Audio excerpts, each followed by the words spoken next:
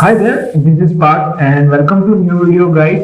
In this video we are going to discuss about the Xiaomi Civi 3, and as you know that Xiaomi has just launched the new version of the Civi series that is very popular in the China. So they have launched the newest version Xiaomi Civi 3, which is an upgraded version of Civi 2 in China recently. So in this video we are going to discuss about their specification and how much this smartphone fares against our Indian market. For an example, this smartphone just starts with around 30,000 rupees. So this smartphone does come with the direct competition with this smartphone, and how much it is better than the what is the Xiaomi Civi 3, or the Xiaomi Civi 3 is better than this smartphones, that we are going to discuss in today's video. Now let's first discuss about the specification of Xiaomi Civi 3.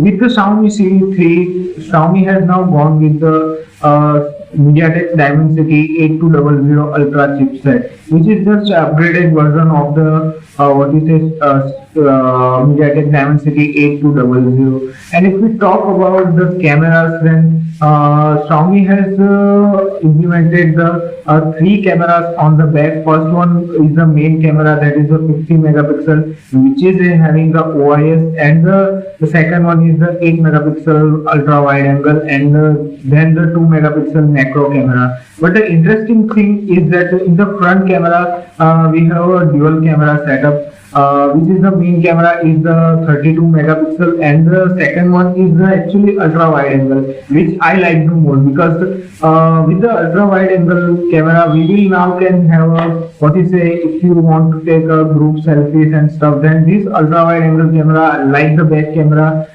will do a very good job instead of just a normal camera. And by the way, both the front and back camera can record a 4K video, so that is actually a very nice thing. And now let's discuss about the battery and charging. Then this smartphone comes with the 4500 mAh battery, which can be charged via the 67 watt fast charging, which comes inside the box, which is very nice thing nowadays. So with regards to the charging and the battery department, Xiaomi has done a good job, at least on the paper. In my personal opinion, the capacity of battery could have been a little more, because nowadays lots of power is required by the smartphones, because they are becoming more and more powerful and more and more resourceful. So if you getting the battery rating around the 5000 mAh, or the 6000 mAh, then it would be a great thing. Now if we talk about the RAM and storage variant, then Xiaomi has gone with the three different variants of RAM and storage here. First, the base variant starts with the around 12 GB of RAM and the 256 GB of storage, and there is a catch here. Basically the 12 GB of RAM comes with the LPDDR5 RAM, and if we go around the 16 GB of RAM and up to the 1 TB of the storage, then we will get the LPDDR5X RAM, and the storage remains same. So there are difference between the 12 GB of RAM and the 16 GB of RAM with regards to type of the RAMs they have used. Let's talk about one of the most important parts, that is the processor. Xiaomi has gone with the MediaTek Dimensity 8200 Ultra with this one, which is just an upgraded version of the MediaTek Dimensity 8200, and this chipset is divided into the three different clusters, since it is the octa-core chipset. And the first cluster is the most powerful one, and that is clocked at around up to the 3.2 gigahertz, which is based on the ARM Cortex-X2.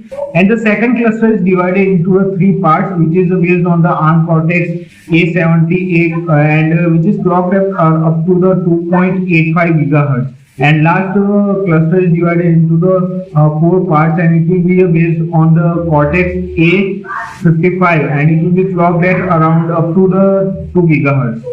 Now let's talk about the smartphone's display, which is the second most important part. And this smartphone will come with the OLED display, which is around the 6.55 centimeter, and they have gone with the peak brightness of around 1500. And Xiaomi claims that this smartphone will have a refresh rate up to the 120 hertz and the touch sampling rate of the 240 hertz. So, with regards to gaming and stuff, if you want to really purchase this smartphone, then this is the good move by the Xiaomi. And also, this smartphone will support the what you say DCI P3 color gamut. So with regard to the colors and depth and stuff, then this smartphone will be a good, because it is already having the OLED display, and on the top of that they are now going with the DCI P3 color gamut.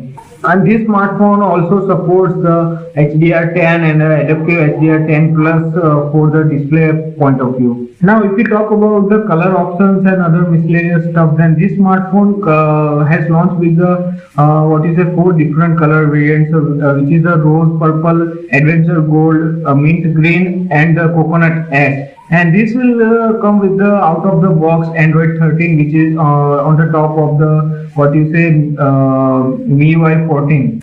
Also, Xiaomi claims that they have implemented the vapor cooling chamber for around 4000 millimeter square for the better performance under the gaming and stuff, so that smartphone doesn't heat too much. And also, with the Dimensity 8200 Ultra chipset, now this smartphone will support the 5G of the both the sub-6 gigahertz and the millimeter wave 5G bands.